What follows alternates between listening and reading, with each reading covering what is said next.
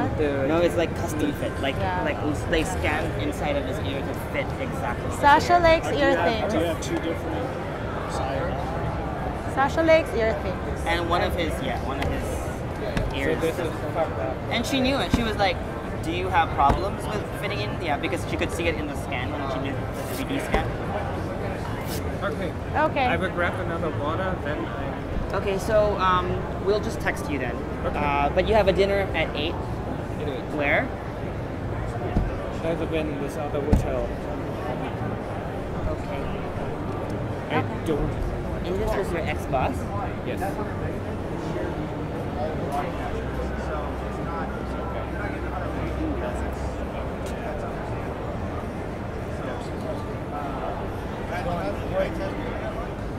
You're on camera. You're coming in trouble. Are you bothering Bailey? No, always. Why isn't it fun when I do it?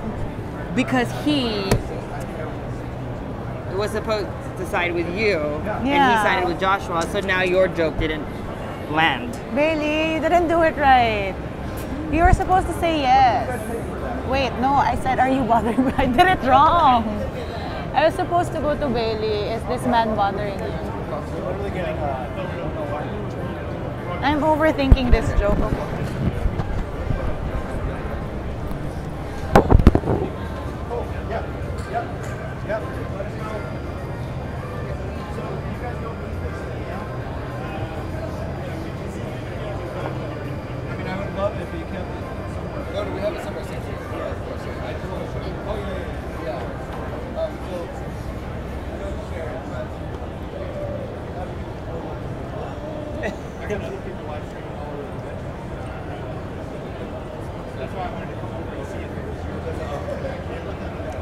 Social media people. Oh my god, what's that? There was a box.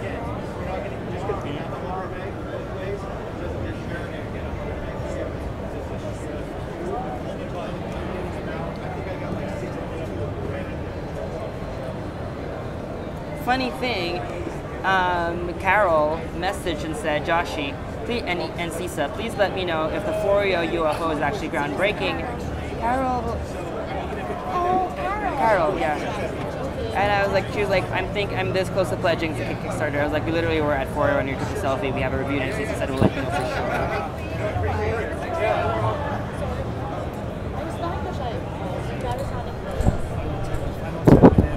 Okay. Attempt. We're gonna go live, or are Yeah, we? we're gonna try live one last time. Oh, I shouldn't keep it. So let me just get a confirmation from these guys. Because Johnny Feist is coming back for an interview. Okay, I think we're good to go. I think they said we're good to go. All right. He said he tested 62. Oh, right. So 2.5, like 5.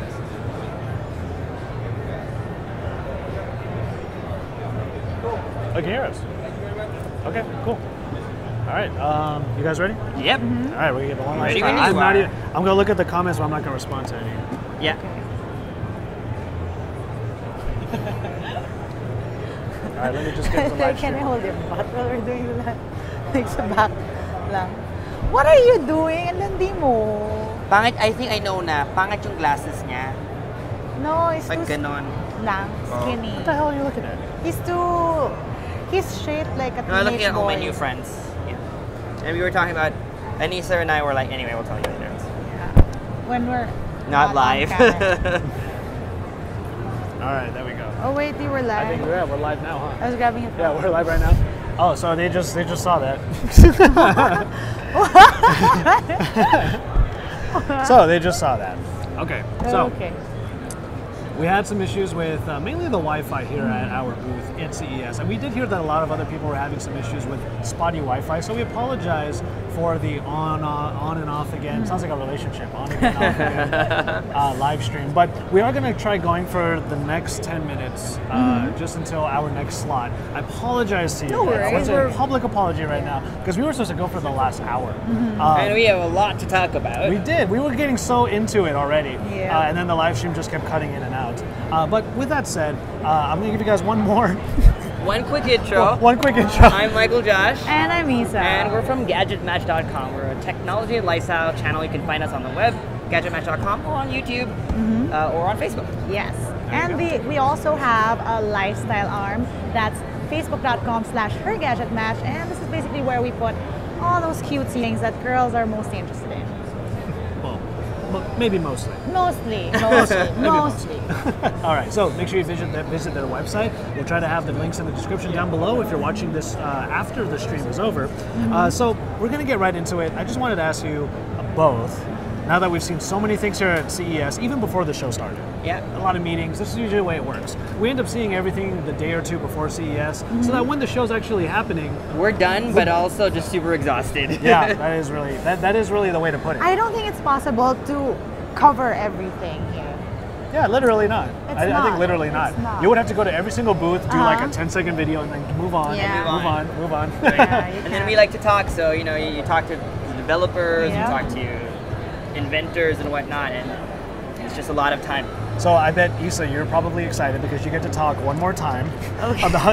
about what you really liked. I know. So what is am your favorite excited. gadget? My favorite gadget from this whole place is a robot dog. So Sony just released their newest Aibo, and they're basically little pets, but they're robots. So these things respond to touch, respond to voice. They have AI, which means that every single robot grows up to be a different doggy. Okay. It's just the And cutest thing. he He doesn't make Yeah. messes. Do all the he doesn't He make. doesn't You don't make have- those You don't have to messes. feed him. You don't Yeah. have to. Aibo yeah. no make. Yes.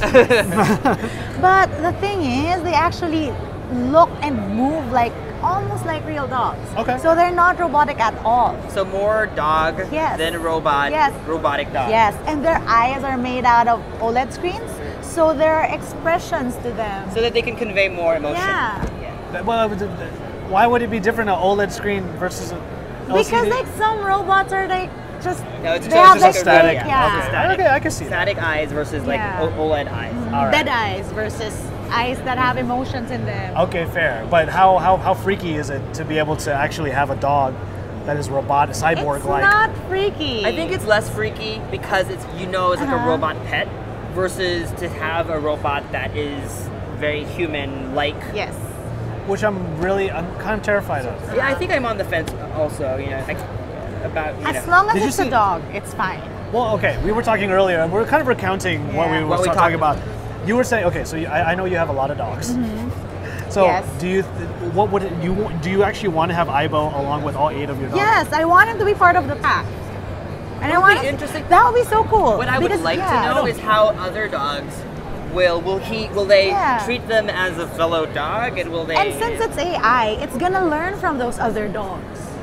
Okay, fair. In theory. But does it have the code for that? That's what I'm like trying to figure out. We'll Because you find could out change if I get one. One line of code, it becomes like a raging pit bull. Like, you Hey, know, pit bulls are not raging. when they're They- raging. Okay, I'm this not is saying another people are- discussion yes. about dogs Okay, and whatnot, but I think we just kind of wrap that part up. Yeah. At CES, robots have always, if you grew up watching the Jetsons like I did, robots have always been a dream. And, Yeah. we've kind of seen bits and pieces of them over the years, but Yeah. I think they're finally back in public consciousness and because of artificial intelligence and machine learning and all that stuff. And if a dog can be more dog-like, a robot dog can be more dog-like, that's pretty amazing. Fair, and artificial intelligence was huge last year, continues to be this year, but assistance is probably... Yes, and I think that for me that's my biggest takeaway There we go. in Vegas. I in a past life I used to cover sports, so Vegas for me has always been about these boxing matches, right? So it's like Pacquiao versus Mayweather, and I think the matchup at CES is it's almost like a boxing match. It's been Google Assistant versus Amazon Alexa, Okay. and it's really been arriving in Vegas. There's Hey Google signs everywhere. They've taken over the monorail. Yep. They're on billboards. They're everywhere, and it's really is. And it's almost because you kind of look for gadgets and devices here, but really it's that software, and it almost kind of ties back to AI and machine learning, because I like to see these, for me, I see them more as just your personal Google or your personal Amazon Alexa thing. They're almost like your operating system for your life. Well, what? Okay, so what? And so you're now, instead of just having them on your phones, I was about assistants to on your say, phones, yeah. or last year we saw them in Bluetooth speakers. Now they're basically built into all sorts of devices. So what is my question there then is, what is your favorite apparatus for assistant? And it doesn't matter which assistant, just what would be your favorite way of doing it? Google Assistant is my favorite assistant. I Okay. have 4 Google Homes at home. I do like the Lenovo Smart Display because it's almost like the next level, the next step, because I know not having to worry about the display is great, but there are times when you need the display, and we like to cook at home. So I really see it as a Kitchowner kind of smart display, and a lot of times, we're trying to figure out a recipe. Yeah. We don't necessarily know how to do, maybe cut something, slice something, boil something, and so it's always, we'll do like a YouTube search for it. Okay. And then we'll kind of like get our hands messy. Yeah. So you can say, hey, I gotta get the recipe for this, and then how do I chop this, and then it'll show you on YouTube. So it's a nice. It's gonna be so You'll- awesome. you'll love that as well. I always say that one indication of great tech is if you can imagine yourself using it, Yeah, without absolutely. bringing it home. Yeah. So I can think of all the things we can make with that. The thing is now that you have all these devices, there are headphones that have it built in. I was about to say, headphones Cars. might be my favorite one, to be honest. And the Pixel Buds, now I understand there's some controversial opinions on it. They're not truly wireless. They may not sound amazing, but they And they sound need- good. I still think they sound good.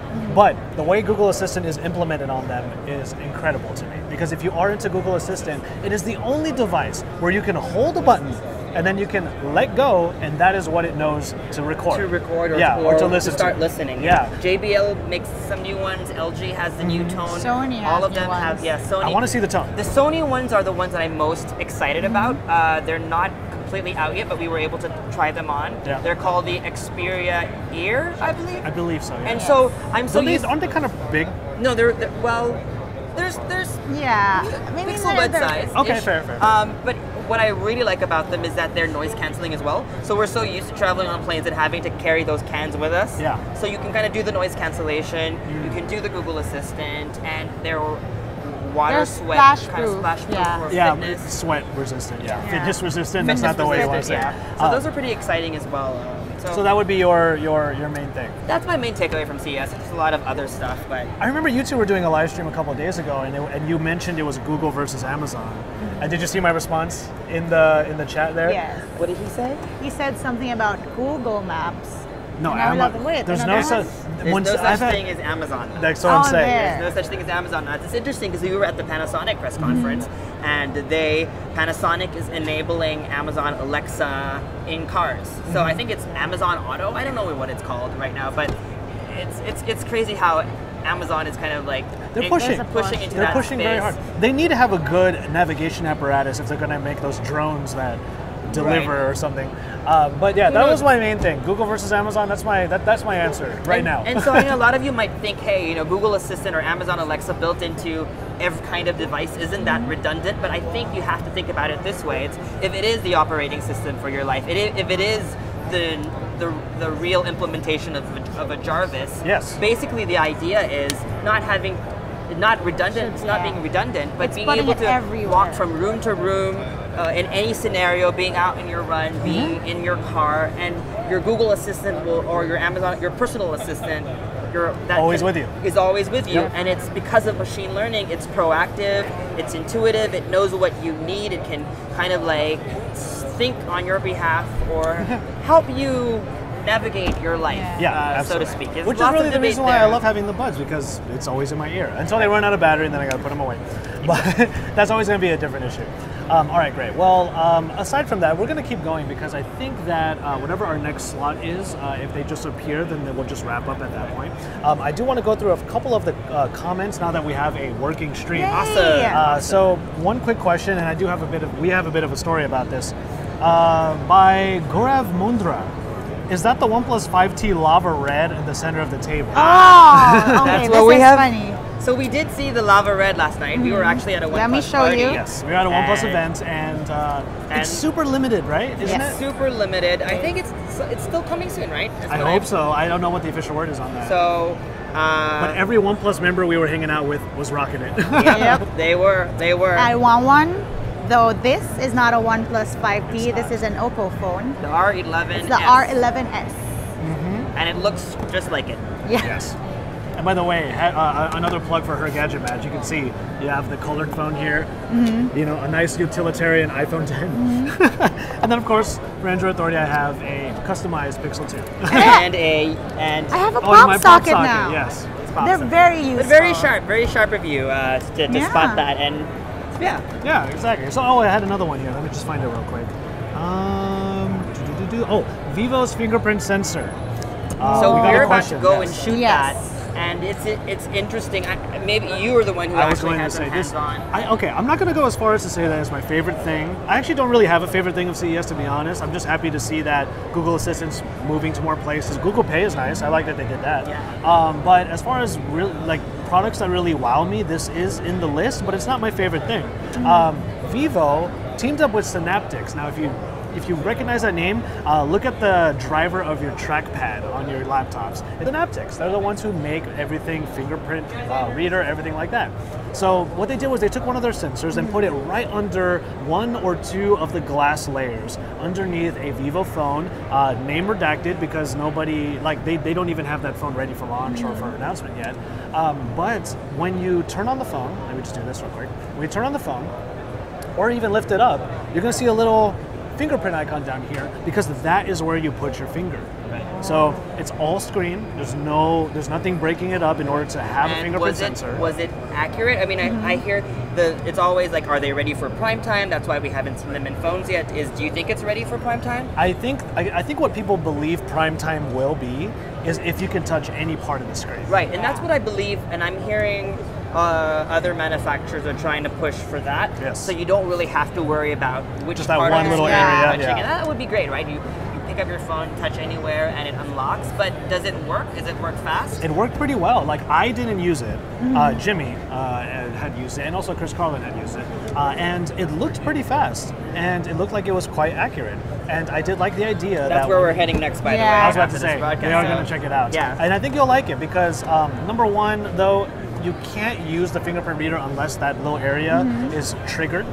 Okay. So, and even then, if you press the power button, it'll give you the lock screen splash with that icon down there still. Okay. But I think it's cool. It allows for even more for our phones to become think of like the Xiaomi Mi Mix and all that. Now you can have that full screen without needing to worry about anything else cutting it up. I agree, and I do like having that front. I'm sorry, I still like that front home button. Okay. Because I do like to unlock my phone from the front of the phone and not the back of the phone. That's a personal preference. But we've been hearing about this since what? Early last year, MWC and no one has really kind of delivered on it. So it's nice to see Vivo showing off because they did talk about this. Yeah. So at least now we can say for sure that okay, it's not just a concept. But I would love to see who is first to market with this technology. Well, you know what? Like some of the coolest things that you could see at CES happen to be concepts, things that you might not ever truly see in the consumer market. And there's one that I do want us to talk about for a little bit. Did you see Razer? Yes. The Project Linda is what we're talking about. Like, tell me what you thought. Wait, so did you know, I don't know if you know, but there's an Apple patent for something similar. I saw Yes. the patent the other day. So Yes. it's basically, if you don't know just to kind of explain what Josh was talking about. Yes. Basically a laptop with hole in front where the trackpad is. Yeah, think of like a large MacBook Pro trackpad. Yes, and there's a hole where the trackpad is, which is basically a slot, a dock for your phone. You put the phone in. Well, this is the part that leave it to Razer to have this kind of design. They actually were telling us that they gutted a Razer blade and took out stuff like the processor and the video card and stuff like that. And they pretty much left in just enough to show the display and a battery, of course. So when you dock the phone in here, you lay it down, it goes flat because the Razer phone is a slab. It's just a square slab. It goes right in, you press a button and you hear, "Rrr," and there's a piece of metal, that's the USB-C port that goes right into the phone. So when you undock it, you have to press that button, it makes this loud noise, and it's like this spectacle. But otherwise, when you have it in there, it looks like a Razer blade. And with the full what do they call it? Chroma keyboard, like full colorful keyboard. I think it's a wonderful concept. I know it's not the first one to do it. But, It's a wonderful concept, yeah. and it also kind of like opens up a conversation about you were at that Qualcomm event, and we've seen a lot of these devices here at CES. Yes. Snapdragon mobile processors powering laptops. Yeah. So it's a great implementation of a mobile processor powering. Now, my question to Razer was: is this your software that is making it appear on this 13-inch laptop screen?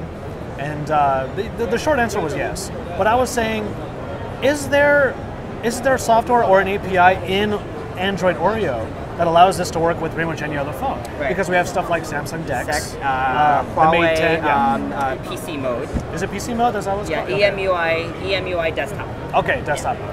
They call it PC mode. I think it's a great idea, and the fact that you can have it in basically a laptop form. But what applications would you use for that? Because you can't really do video editing. So it's just more like a Chromebook, right? Yeah. So it's being running. You have your browser, you have your smartphone apps, Google Docs, that kind of stuff. It's basically a case that's a laptop for your phone. Right. So for me, that's really the problem. There is like, can we run? What are the applications that we can run? Actually, Microsoft had that. They talked about these universal apps that were smartphone apps on their smartphone, but full blown desktop apps. When in desktop mode, that never really became as good as it was promised. But that's probably what needs to happen. Yeah. Did you look closely at the screen and notice that when you're using it as a trackpad, you actually touch the screen? It's just being mirrored onto the actual screen. So it's almost like connecting a mouse to the Android phone and going like that. So it's interesting how they implemented it, because they were talking about use case scenarios like you can have your web document in front of you and you're typing something out, and then when you look down, you have like a video playing. Right. Which I would do all the time. Right. And you're right. I mean, for me, that's what CES really is about. It's about it's a glimpse into what might be in the world of technology, where technology is going to take us maybe a year from now, 5 years from now. There are things like, what was it 5 years ago when Samsung also showed off their foldable displays? Yeah, and it takes a while. And we haven't seen them yet. We've been waiting and maybe this year, but I think a lot of times it's not necessarily whether or not it makes it to prime time, but it's like the concept car. Yeah. There's a lot of that in tech, and it took a long time for this version of the dog probably. And you need to have these experiments. You need to be able to do these experiments to kind of like refine your idea. But yeah, it's great. It's that for me is what I'm most excited about it here at CES. And you're seeing all these ideas. Most definitely. Ideas. Yeah. Well, you know what? I do think that we've hit about the 20-minute mark. I do want to say thank you guys so much for watching. I do see here that some people are saying there's a bit of audio lag, but overall it's fine. Awesome. Let's see here. Okay, so first of all, that's actually a really great question. Will we ever see a phone designed by you guys as an Android authority in collaboration with a manufacturer? Man, that would be awesome. I need to think of that question for future streams. So here's the thing too, I remember even at Gadget Match, we were like, what if we built the perfect smartphone? If we really but then again, even on our team, even on your team, right? Between the three of us, we all want different things. We have different needs. We have different needs. Exactly. We have different needs. Selfies are fun, you guys. Not just that. And so there really is, even if we were to do that, right, build our, what would be a great smartphone, I don't think it would be the perfect smartphone. What would be perfect for you wouldn't be perfect for something else. Yeah, I remember we tried to take that concept and turn it on its head. We did an April Fool's video where I got a tablet and I duct taped a camera to the back and this is our favorite. This is our Sony A7 camera, a Lumix, or in my case a Lumix. A Lumix camera. Oh, and then you know what? Extreme just asked what camera are you guys using? Well, for the live stream we're using the GH5, but Gadget Match is quite well known for using Sony A7S. Yes.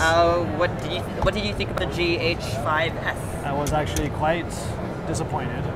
Low light happens to be a scenario where you need stabilization the most.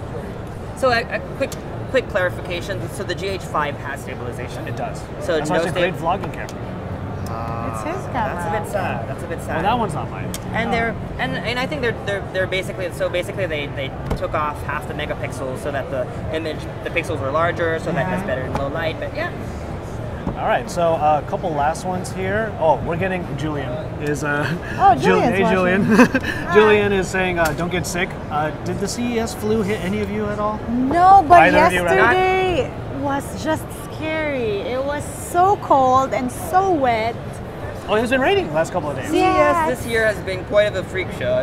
From the power outages in the central hall to 2 days of of rain that wasn't part of the forecast. Exactly. Oh no, I saw that it was going to rain. Oh, but they said it was going to be light rain, and then it ends up being massive. Massive It rain, didn't stop freezing raining all day. temperatures. So there, it's been crazy, but I'm always paranoid about CES and health, and so I always come prepared. But you have that also. I haven't even asked you for that secret. Those organic drops. That Oh, that's right. We all have like That different. sounds so. We all have.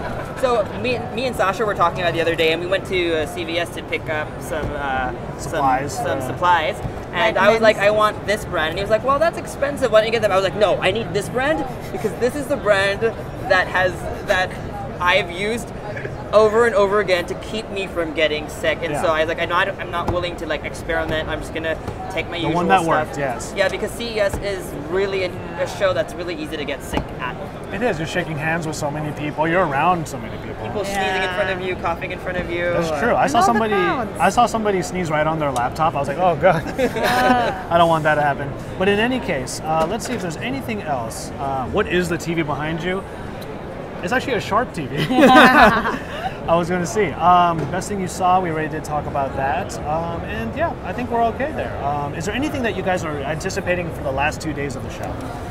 I want to see the selfie drones and play with I them. know that. And then we definitely, for me, if you are a CES attendee and if you do have extra time, I always recommend a trip to Eureka Park. It's at the basement yeah. of the Sands Expo by the Venetian. And for me, that's really a good place. It's not as put together as this hall, for example. It's more like a public market, and you can really feel it's where all the startups are, and that's also where you feel the hunger. Like literally, this guy Yeah. was ran towards us as we walked away because he also wanted to give us Yeah. deliver a pitch. But that's where you The can see- energy is different. It's Okay, so fair, nice. fair. and there are a lot of great ideas. A lot of people, a lot of great tech that may not necessarily have the funding or the business model yet in place, but really great tech, Yes, and absolutely. things like monitors for alcohol levels so that you don't get drunk, or you know how much to cap off. Shout out to and Juan. Shout out to Juan. We saw that last year actually. He's Oh. using it now, but we saw that last year at Eureka Oh, Park. Our friend Juan from Pocket Now, Juan Bagnell, he's running around with a A small breathalyzer. breathalyzer. and we were out last night and he just kept using it after every drink. It was Yeah. hilarious. So yeah, now that we've covered all the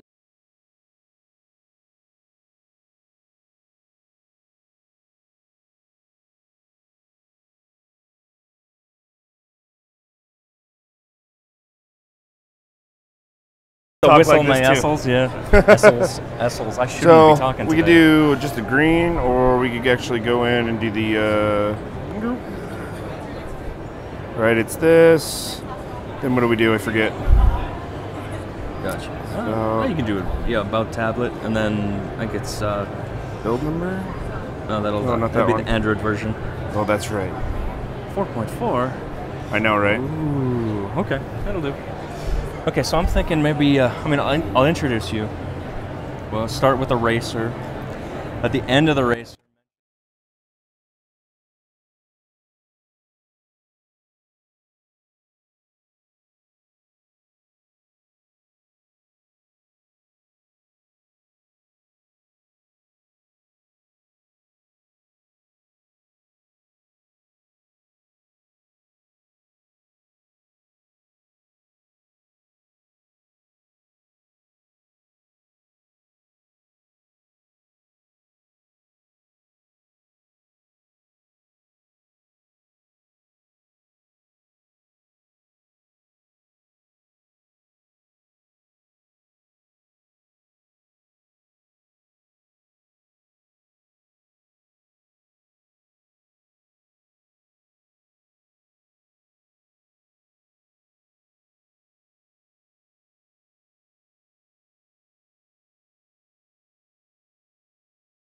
Very excited to be here on Android Authority.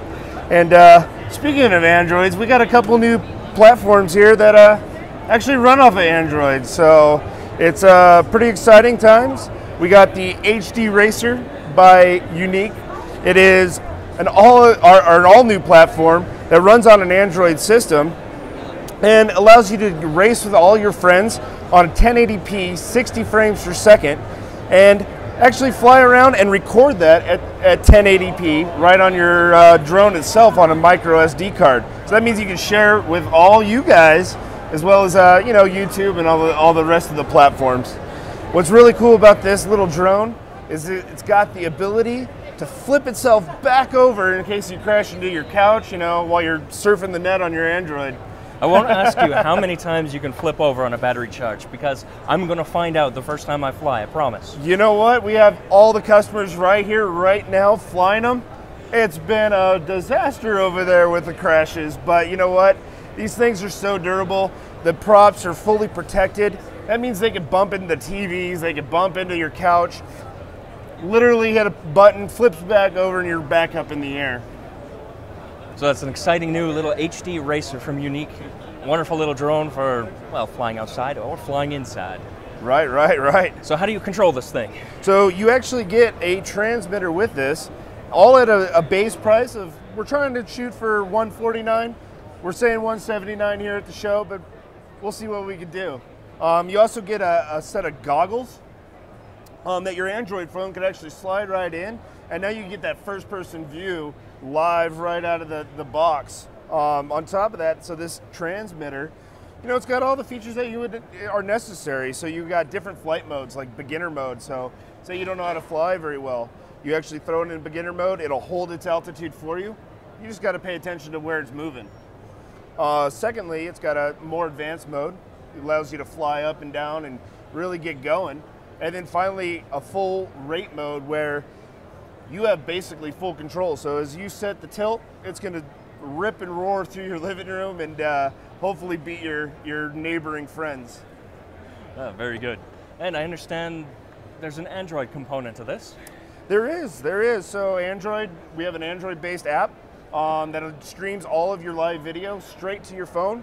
And it also gives you a lot of cool technical feedback as well. So now you can tell what your battery voltage is, and this thing will fly about 6 minutes, but in the heat of the moment, that 6 minutes is quick. Slap a new battery in, you see that it's fully charged on your app, keep on going. Very good. All right, speaking of apps and software, I don't want to steal the thunder of introducing this thing, but the ST16S remote control, it runs Android. A new version of Android, honest. Right. Nonetheless, it does run Android, and that's where all of our core technology comes into. We poured in our own app as well, and Android just helps all that stuff kind of happen. It is a beast of a controller, but once again, Android powers it just fine. We have a lot of different cool flight modes with this guy. This is our new Typhoon H+. It may look similar to some of the older versions, however, it's completely renewed. It's got an all-new flight controller system in there called PX4, and I believe they have an Android-based system as well, so that's kind of interesting. But this allows you to do all the cool flight modes like Journey, Orbits, Follow Me and Watch Me, which are really cool. On top of that, it sports a 1-inch camera, 1-inch sensor camera. That means we can shoot 4K video at 60 frames per second or 100 megabits per second. On top of that, it does about 20 megapixel stills. So amazing. And the transmitter that powers it all, you can name it Android. Right. For those of you a little behind the scenes, Joshua Vergara was just here, and he's like, hey, can we play Nintendo games on this thing? But yeah. You know what? Technically, you can. It's Android. What's great about this platform is, you can download same Android things that you do on your phone right on the tablet and be able to play on a 7-inch tablet, even though it's your drone controller.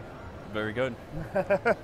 So, you guys, moving forward, if there's much more, drone footage on Android Authority, it may be shot on one of these. I'll figure out how to pay for one.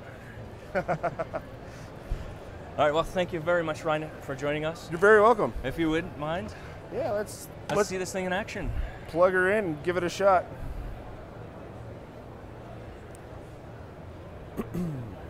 You know what? I brought an empty battery. How could I do that? How could I do that? It is CES. We've had power outages, we've had internet outages, and this is the way it goes. Anyways, we can pretend like it's going to fly. Look at it, smooth, stable, everything you need out of a I'm drone. pretty sure I could go pick that up later and get it to fly again. Thank you very John. much, Ryan. It's great Very to see the much. new Typhoon H+. And this was, again, Jonathan Feist, Android Authority, signing off. See you guys later.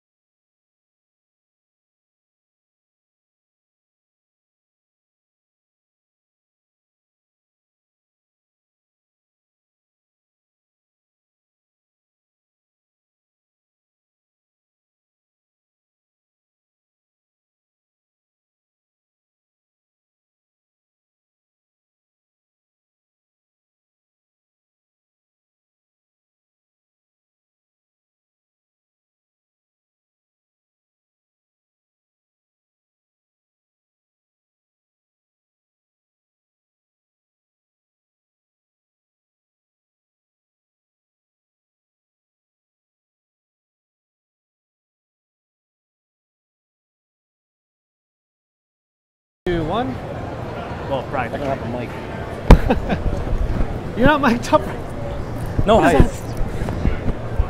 Huh? It's live now? Okay. While Johnny Feist is getting